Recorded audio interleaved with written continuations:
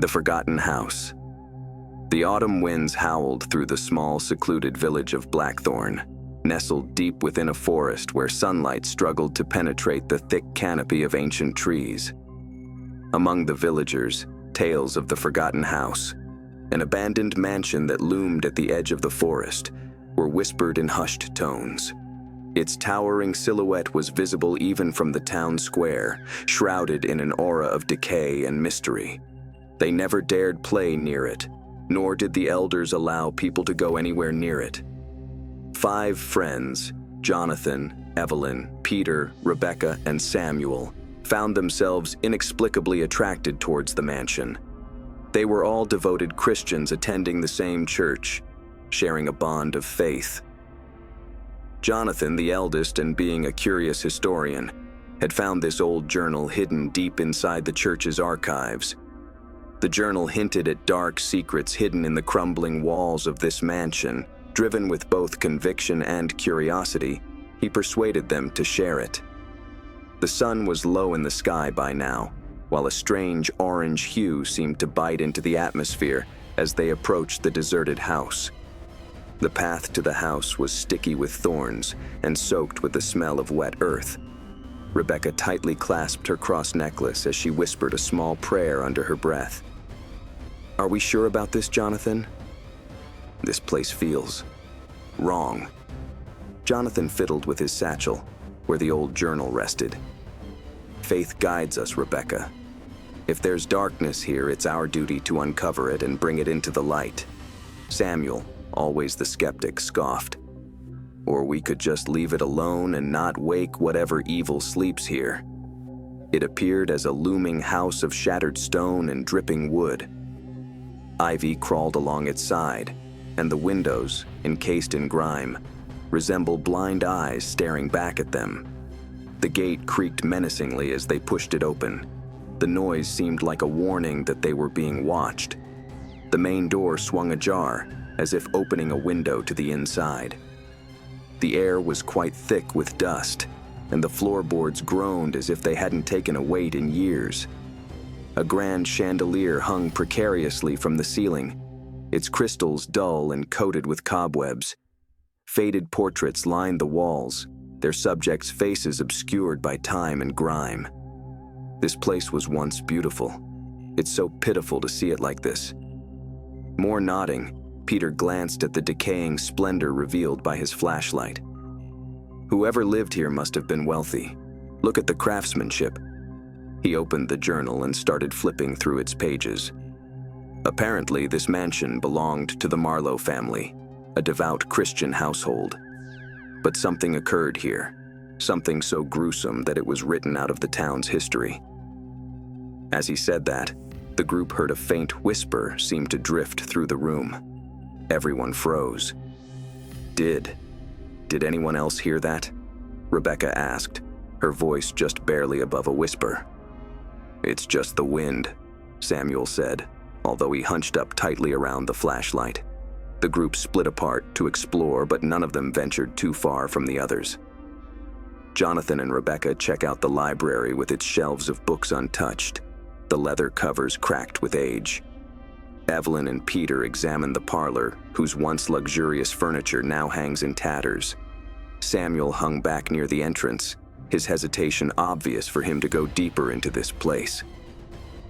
In the library, Jonathan found a hidden compartment behind a bookshelf. Inside was a small wooden box with a silver crucifix on a leather string tied in a knot, and a note in spidery handwriting. "May this protect you from the evil that dwells here." Rebecca shivered. Why would someone leave this here? "Maybe they were trying to ward off something," Jonathan said, slipping the crucifix into his pocket. In the parlor, meanwhile, Evelyn found a portrait of a young woman whose face had been scratched out. Under it, she saw written in red paint, or possibly blood, these words: "She betrayed us." Evelyn pointed a shaking finger at the bad sign. Peter's brows creased into a frown. Who would do something like this, and why? Before Evelyn could respond, a loud crash resounded through the house, followed by what sounded like laughter, low and guttural. The group quickly gathered their wits and stood up, looking pale in the dim light. "We need to leave," Samuel said tautly. "Now." "No," Jonathan said. "We came here for a reason. We can't leave without finding the truth." As darkness covered the mansion, whispers grew louder and clearer, yet the words they uttered were indecipherable. Lighting candles that each member of the group had brought, the flickering flames cast dancing shadows on the walls. In the dining room, the long table was set as for a feast, but the plates were coated with dust, and the food had rotted long since. Only one chair sat back at the head of the table, overturned, and its back broken. Rebecca stared at the scene, her voice barely above a whisper. "It's like they left in a hurry, or were forced to." Suddenly, the door to the room slammed shut. The candles flared wildly in the wind. A sharp, damp draft struck them and snuffed out the flames, leaving them in darkness. "Be cool!" Jonathan shouted, feeling around for his flashlight. When the light finally lit up the room, the tilted chair stood right, and the plates cleaned of whatever food was laid out on them, as if just set. The group faced horror as a figure emerged at the far end of the room, dark and faceless. "You should not have come here," it intoned in a voice coming from everywhere and nowhere. The friends rushed to open the door. Their belief was the only thing that prevented them from panicking. Jonathan raised the crucifix he had found, and the figure retreated back into the darkness, its form disintegrating. The gang could run away from the dining hall, but they were still nowhere near being safe. The house had awakened, and it was not going to let them go without facing what it had in store for them. Heavy lay the air inside the mansion, making it feel as though the walls were closing in on them. Every creak of the floorboard, every slight whisper that the wind generated through the cracked windows, seemed louder because of the oppressive silence. They had survived the meeting in the dining room, but none of them could overcome the feeling of being watched. Jonathan took charge, his voice steady despite the fear etched on his face. "We need to regroup, stay together, and figure out what we're dealing with. There's someone here, and it doesn't want us to leave." Rebecca clutched her necklace, her lips moving in silent prayer. "We shouldn't have come. This place is cursed. We need to leave before it's too late." "We can't," Evelyn cut in. "You saw that thing. Whatever it is, it's not going to let us leave so easily." Samuel snorted, though his bravado was failing him. "You're saying a ghost is holding us hostage? That's insane." Peter, who normally was the most level-headed of the bunch, stepped forward now. "I don't care if it's insane, but something is very wrong here. We need to stick together if we want to get out alive." Jonathan pulled out the journal that he had brought. "This might hold some answers. The Marlow family left behind a legacy of faith and tragedy. If we can understand what happened here, maybe we can end it." As they ventured further through the house, they found a narrow corridor ended with a locked door. Its wood seemed gouged by deep slashes, which seemed as though something had attempted to claw its way out. Jonathan noticed an inscription faintly marked on the frame. "He who enters, beware." "Well, that's inviting," Samuel muttered. Jonathan dropped to his knees and studied the lock. "This diary talks about a cellar, somewhere the family used to pray together. But with time, it turned into something else. We have to find a way in." "Number." "That's a terrible idea," Evelyn said, shaking her head. "Can't we already see enough not to proceed any further?" But Jonathan's curiosity burned brighter than his fear. "The answers we need are down there. We can't leave this unfinished." After some searching, they found a rusted key hanging in the library, hidden behind a portrait of a man with hollow eyes. When they returned to the door and unlocked it, a wave of cold air rushed out, carrying the faint stench of decay. The staircase that led downstairs into the basement was steep and narrow, while the steps groaned under their weight. Their flashlights hardly penetrated the darkness. Glimpses of the room below were all they could see as they descended, and still, the whispers grew louder. They became distorted voices echoing in their minds. Coming to the bottom, they found themselves in a great, stone-walled chamber. The walls were overlaid with faded, blood-red glyphs, and a crude altar stood at the center, wrapped in a tattered black cloth. There were scattered candles on the floor, long gone out. Evelyn shuddered. This isn't a prayer room. This is something else altogether. Jonathan stepped closer to the altar, his flashlight illuminating more of the symbols. These markings, they're not Christian. This is something darker. Rebecca stepped back, her voice quivering. We have to go. Now. But it was too late. A massive bang cracked through the cavern, and the basement door slammed shut on top of them. The room fell even further into darkness, illuminated only by their faint flashlights. The air turned icy, and a low growl pierced through the air. A shadowy figure materialized near the altar, its form amorphous and flickering like a flame in the wind. Its eyes glowed sickly yellow, and its voice was a guttural hiss. You do not belong here. The group went silent, frozen in fear. Jonathan held up the crucifix he had discovered, his voice steady. We come in the name of the Lord. Let us go in peace. The figure backed away slightly, but it did not disappear.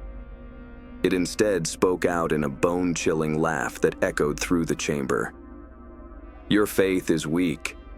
Your prayers will not save you. Suddenly, candles lit all about the room, the flames of which made an eerie, flickering light. The figure lunged at them, its form elongating across the walls like a dark shadow. Jonathan lifted the crucifix higher, and the creature let out a pained scream before retreating into the darkness. As the group regained their breath, Peter saw that something was peculiar. One of the symbols on the wall was glowing faintly, its light pulsating like a heartbeat. When he touched it, the wall shifted, and a hidden passage became visible. Looks like this house has more secrets, Peter said, his voice not quite steady. Jonathan nodded. We don't have any other choice. If we stay here, it will come back. We need to continue moving. A passageway cut into the stone led them from the room into a narrow tunnel whose walls were damp and covered in moss.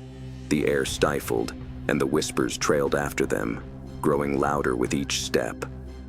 As they walked, Jonathan flipped through the journal, piecing together the story of the Marlow family. The journal says the family turned to dark rituals after their youngest daughter, Abigail, fell gravely ill. They believed they could bargain with something unholy to save her. But instead, they unleashed a curse that consumed them all. Rebecca's voice was barely a whisper. So the thing we saw, it's part of that curse, or the cause of it, Jonathan replied grimly. The tunnel led to another room, smaller than the first. In the center of that was a great and ornate mirror, its surface cracked, smeared with what looked almost like blood. The whispering was growing more urgent as they approached. The place, or perhaps the people in it, pulsating with an unnatural energy. When Jonathan illuminated the mirror with his flashlight, the crack on it started to move and form words. Speak my name, and I shall be free. Evelyn gasped. That's Abigail's mirror. The journal mentioned it. It's where the curse began. Jonathan hesitated. If we destroy it, we might be able to end this. But what if it makes things worse? Samuel countered. There was a moment between when they had decided and when the figure reappeared that it seemed more solid, its form menacing. This time, it lunged at them, but they had prepared. Jonathan pushed the crucifix toward the mirror, and the room erupted with a light so bright it would blind for eternity. When this light subsided, the figure vanished, and the mirror lay in shards on the floor. But the whispers persisted. End. The group stumbled backward through the tunnel, under the weight of their discovery. Surviving another encounter was not going to be easy for them, but they knew that the mansion wasn't yet done. The group emerged from the hidden passageway, their faces pale and hearts racing. The mansion seemed alive, every creak of its wooden frame and flutter of shadow telling them they were unwelcome intruders. The air hung heavy with the scent of mildew and decay, but something darker lingered, an oppressive force that threatened to suffocate them. Jonathan clutched the shattered remains of the journal tightly, its pages now smeared with dust and blood. The revelation of the cursed mirror and the Marlow family's tragic descent into darkness weighed heavily on him. "We can't keep doing this," Rebecca said, her voice trembling. She hugged her arms around herself, as if shielding against the mansion's invisible gaze. "It's not just a house. It's evil. We're not safe here." "But if we don't stop it, who will?" Jonathan snapped back, his determination set. Samuel snorted. "Why do you always have to play hero? None of this makes any sense. Ghosts, curses. This isn't real." Peter glared at him. "Then explain what we've seen. Explain how that thing disappeared when Jonathan held up the crucifix. This isn't just real. It's dangerous." She silently pointed to the great staircase. "We haven't explored any of the upstairs floors. If there are more answers, that would be where they are." The group shared uneasy glances before Jonathan nodded. "Then we keep going. Stay together, and don't lose faith." The staircase spiraled up, ornate banisters splintered with age. Each step groaned under their weight, echoing like distant cries. Dust motes danced in the beam of their flashlights, and faded tapestries on the walls seemed to shift as if watching them ascend. When they reached the landing, they were greeted by a long corridor lined with doors.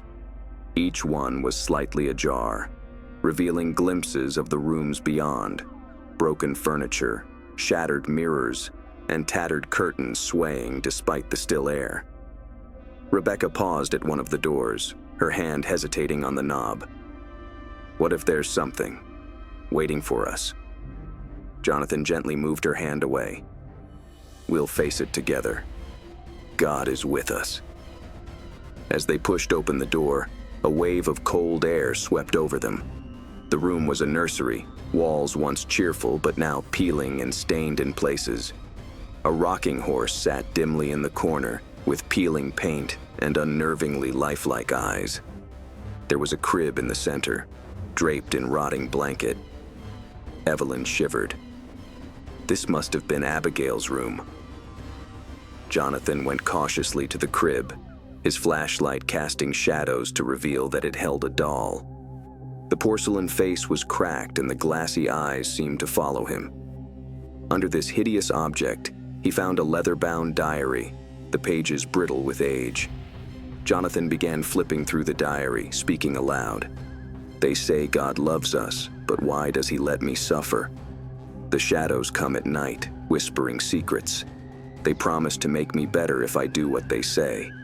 I'm scared, but I don't want to die." The entries become darker, the handwriting more frantic. Abigail had been a sickly child, desperate to live. Her parents, devout Christians, prayed endlessly for her recovery. But when their prayers went unanswered, Abigail turned to something else.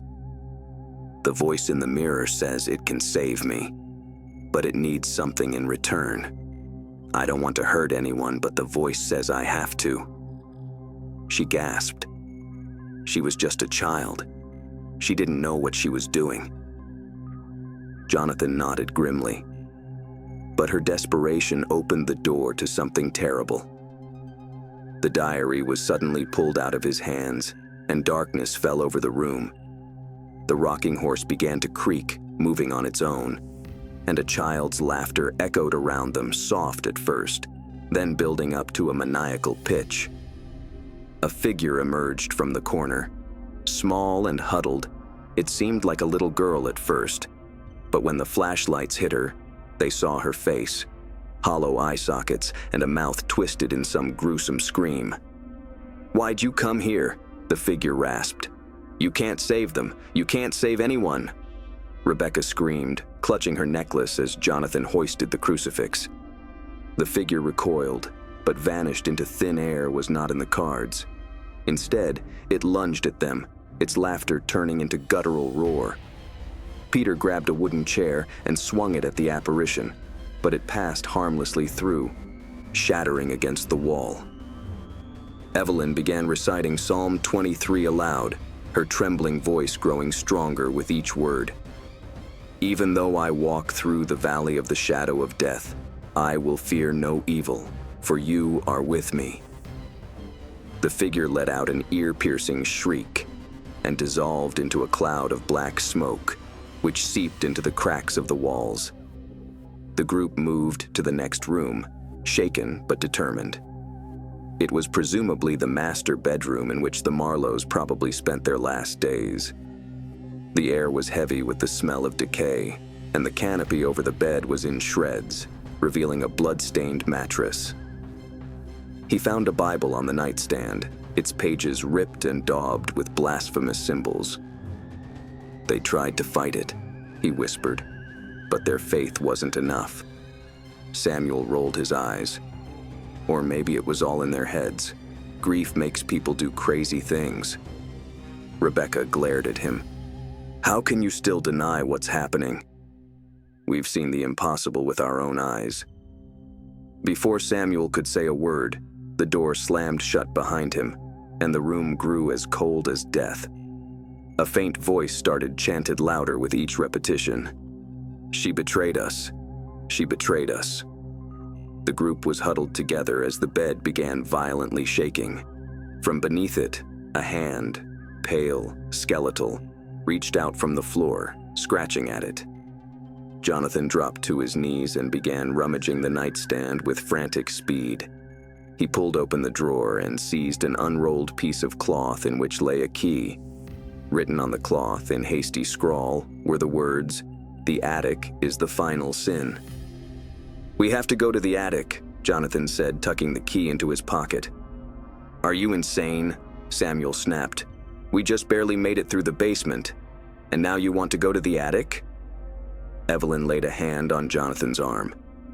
"If the attic is where this curse is coming from, we have to stop it, for Abigail and for ourselves." The chanting sounded louder still, and the bony hand pulled itself further into view. After it, the rotting figure, half hidden under the bed, slithered out into view. They ran for the door, with Samuel kicking it open to send them all racing down the hall. The group stood panting in the corridor, their flashlights flickering. A key in Jonathan's pocket seemed to burn against his skin, reminding him that darkness waited up top. "We're running out of time," Rebecca said. "If we don't end this soon, we won't get out alive." Jonathan nodded. "The attic is our last chance. We have to finish this." The climb to the attic felt like an ascent into the heart of the mansion's malice. Every step up the spiral staircase seemed steeper, the air heavier. The group moved in silence, their faces pale and taut with fear. They knew they were walking into a trap, yet they had no choice. The mansion wouldn't let them leave unless its curse was broken. Jonathan led the way, the key jiggling in his trembling hand. Rebecca clutched her necklace, whispering prayers under her breath. Samuel trailed behind her, his usual bravado replaced with grim determination. Evelyn and Peter flanked him, their flashlights cutting through the thick shadows that seemed to crawl closer with every step. As they approached the attic door, it loomed before them like a portal to another world. The wood was warped, and strange symbols carved into its surface. Jonathan fitted the key into the rusted lock and shook as he turned it. When the click of the lock opened, it sent a wave of cold air spilling out with the stench of decay. The door creaked open very slowly to reveal a darkness so complete that it seemed alive. The group stepped in and immediately felt discomfort from the flashlights that they could hardly penetrate the blackness. It was a huge attic. Wooden beams sagged under years of neglect. Cobwebs hung as curtains, and floor coverings consisted of broken furniture, trunks, and forgotten relics of the Marlow family past. In the middle of the room, there was a great round table with its surface sculpted with strange symbols that glowed faintly in the darkness. Candles surrounded the table, melted into grotesque shapes. their wax dripping onto the floor like blood. Rebecca shuddered. This place, it feels wrong. It's more than wrong, Evelyn whispered softly. It's evil. He cautiously stepped toward the table, his flashlight intensifying on a book lying in the middle. The old leather cover was cracked and stained. The title, written in Latin, Liber Umbrae, the Book of Shadows. This is it, Jonathan said as he reached for the book. This is where the curse started. Turning pages, its brittle edges crumbling, as the text was written in a combination of Latin and an ancient, unrecognizable script. He stopped at a page marked with a crude drawing of a mirror, surrounded by swirling dark shapes. This explains everything, he whispered, his voice shuddering with a mixture of awe and dread. The Marlows did this book. They used it to conjure something. They wanted to save Abigail, bind a spirit to the mirror, but instead, they opened their home to something far worse. Rebecca grasped her necklace. So we burned the book. Finish this hellhole now. And Peter shook his head. That's not quite it. If this is what is holding the curse together, then destroying it could let loose whatever's trapped in here. Samuel groaned. So we're just going to sit here and hope that the ghost lets us go. Jonathan scanned the text carefully. There is a ritual, a way to banish the spirit and cleanse the house. But it requires faith, and it has to be done at the source of the curse. The mirror, Evelyn said. Jonathan nodded. We need to find what's left of it and finish what the Marlows couldn't. As Jonathan spoke, the room grew cold and a low rumble vibrated through the floor. Shadows in the corners began to shift and coalesce into humanoid forms with glowing, hollow eyes. You will not leave, a voice boomed, echoing through the attic. Deep and guttural, the voice was full of unholy power. They huddled closer together as the shadows seemed to close around them, their movements jerky, unnatural. Jonathan held up the crucifix, its silver surface shining faintly in the oppressive dark. In the name of the Lord, leave us, he yelled, his voice steady against the fears that had near taken over his heart. The shadows reeled back, didn't disappear. Instead, there came a laugh, a sound that seemed to issue from everywhere and nowhere. Your faith is weak, it taunted. You cannot defeat me. The shadows moved forward, one of them lunging at Samuel with its claw-like hand slashing through his shoulder. He screamed in pain, stumbling backward. Rebecca ran to him, trying to stem the bleeding. Jonathan clutched the crucifix tightly. Stay behind me. The shadows pressed their attack, but Jonathan noticed they hesitated when he held high the crucifix. Inspired, he started to recite the Lord's Prayer aloud. Evelyn and Rebecca joined in, their voices shaking but stronger with each word. The shadows shrieked and writhed, their forms flickering like dying flames. Each in succession dissolved into darkness, leaving the group shaken but alive. After taking a breath, they started searching the attic for the mirror. Evelyn was the first to find it.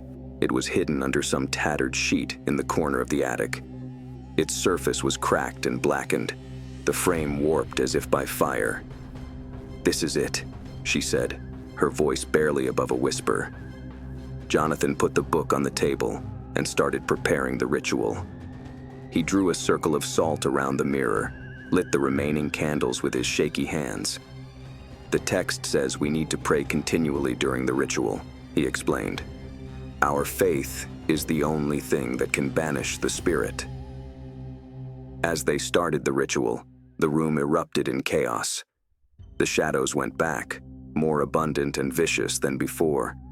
The candles started flaring violently, and the air filled with an ear-shattering wail. The surface of the mirror now shimmered with a fiery glow, and from it emerged a shadowy form they had encountered earlier. Its form was now more definite, its face contorted in some grotesque mask of rage. "You dare challenge me?" it bellowed, its voice shuddering the very walls of the attic. Jonathan stood firm, holding the crucifix high. "By the power of Christ, I command you to leave this place." The figure lunged at him, but the crucifix flared out with a blinding light and forced it back. But the group continued praying, their voices rising over the spirit's screams. The ritual reached its climax as Jonathan put the book on the mirror and read the final incantation. A blinding light filled the attic, the spirit letting out a final screaming moan before being sucked back into the mirror. The mirror shattered into 1,000 pieces, and the shadows departed. The room stilled, the oppressive weight lifting from the air. "It's over," Jonathan said, his voice hoarse. "The curse is broken." They descended from the attic, battered in bodies but unbroken in spirits. The mansion, too, had fallen silent, as if its malevolent powers were spent. As they stepped out into the pre-dawn, the first rays of dawn burst over the horizon, bathing the house in a golden light. They survived, but they would never forget the horrors they had faced. The first light of dawn crept over the horizon, illuminating the once dreaded mansion. The oppressive aura had begun to dissipate, and an uncanny stillness filled it. As Jonathan, Rebecca, Evelyn, Samuel, and Peter stepped outside, the chill seemed to melt away, though their nerves were still raw. They huddled on the overgrown lawn, staring at the house.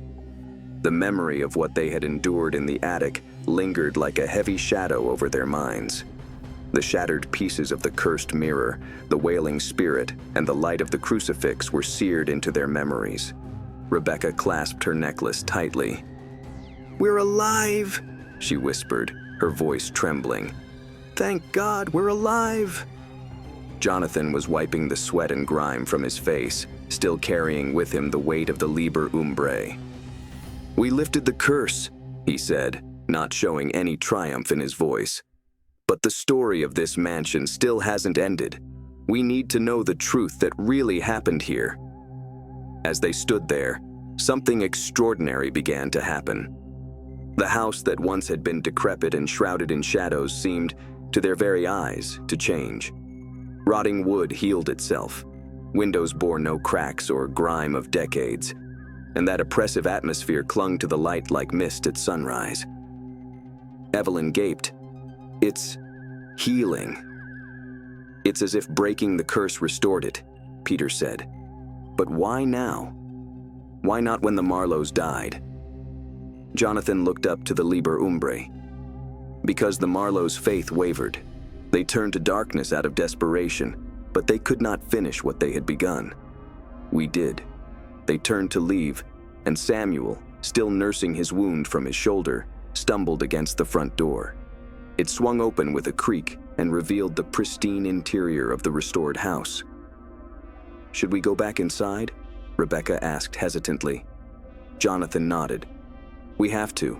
Something's drawing us back. There's one last piece of this puzzle." The group stepped inside with caution. The grand staircase, the parlor, the nursery, all looked as though they'd been preserved in time, untouched by decay. But at the base of the staircase, they heard a faint noise, the sound of a child's laughter. "Abigail," Evelyn whispered. The sound led them, unawares, to a room they had never seen because it was hidden by a panel in the wall. Jonathan pushed the panel open to let them see a small chamber dimly lit. It contained only one painting on a wall, the Marlows' family portrait. The painting was unlike any they had ever seen before. The Marlows smiled warmly, but their eyes seemed haunted by what they knew lay in wait for them. Underneath the painting was a plaque etched with a message in Latin. Jonathan translated aloud. "In faith, we faltered, but in redemption, we are free. To those who carry the light, may our sins teach you to stand firm in the face of darkness." Rebecca knelt before the plaque, tears streaming down her face. They were trying to warn others. They wanted their story to be a lesson. Samuel always had his skepticism. He snorted. "Great. So now they're moral teachers, after unleashing whatever that was?" "Have some respect," Peter snapped. "They paid the ultimate price, and their warning might save others from making the same mistake." Jonathan stepped closer to the painting. There's something behind this. He carefully took down the painting, and behind it lay a hidden safe. He used the same key from the attic to open it. In the safe lay a second book, much smaller and less ominous in appearance. Its title read, The Book of Faith. Jonathan opened the book with pages full of written prayers, confessions, and reflections by the Marlows. The final entry, from Abigail's father, was the revealing truth. We sought salvation in our darkest hour and strayed into the shadows. But we have found the light again, though it is too late for us. To those who find this, remember, faith is not the absence of fear, but the strength to overcome it. May God forgive us. The group stood there in silence as if weighing the burden of the Marlows' story. They were human, Evelyn said quietly. They made mistakes, but they tried to make things right in the end. Rebecca nodded. And they did. Their story ends here, but it saved us. As they walked out of the mansion for the last time, the house seemed to shimmer in morning light, almost as if it were bidding them farewell. Jonathan turned to the group. We can't keep this to ourselves. The world needs to know what happened here, the good and the bad. Rebecca smiled faintly. A story of redemption and faith, something people can learn from. Peter grinned. And maybe make a little money off of too? Samuel groaned, always thinking about the bottom line. Evelyn laughed, the first genuine sound of joy any of them had made since entering the mansion. Let's just be thankful we're alive. As they walked away, the sound of a child's laughter echoed faintly behind them, a final goodbye from Abigail. The legend of the Marlow Mansion spread for years. Some believed it was just some ghost story, but the rest of them felt like it was a belief tale and an example of redemption. The house remained untouched with its doors closed for good. Jonathan and his friends parted, yet a tie continued to bind them together from the one they had created against the darkness. Each of them took a lesson with him out of the mansion. Never would their lives be the same again. But though they would never come back again, they would sometimes dream about the house.